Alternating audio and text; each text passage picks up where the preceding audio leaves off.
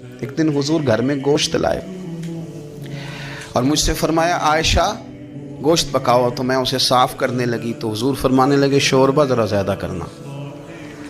تو میں نے عرض کی حضور کیا کچھ مہمان آئیں گے گھر میں؟ تو فرمایا نہیں عائشہ، مدینہ منورہ میں نا مجھے پتہ چلا ہے خدیجۃ الکبریٰ کی کچھ سہیلیاں آئی ہیں، تو شوربہ بنا، میں انہیں پہنچاؤں گا، خدیجہ کی سہیلیوں کو شوربہ زیادہ پکا ذرا۔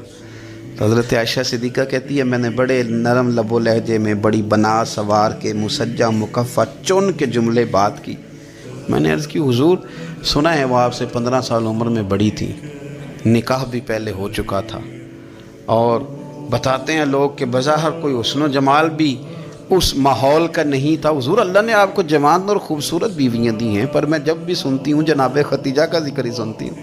میں نے رشک کے انداز میں کہا، کہتی میں بات کہہ کے خاموش ہو گئی۔